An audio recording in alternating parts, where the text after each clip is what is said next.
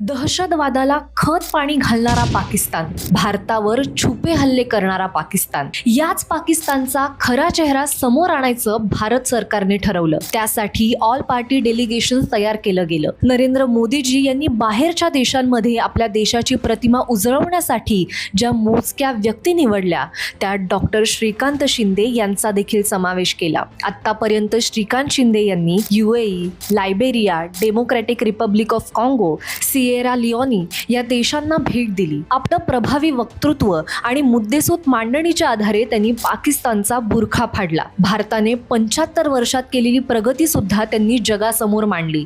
ज्या उत्कृष्ट आणि प्रभावीपणे डॉक्टर श्रीकांत शिंदे महाराष्ट्राची भूमिका लोकसभेत मांडतात, अगदी तितक्याच सक्षमपणे त्यांनी देशाची भूमिका जगासमोर मांडली.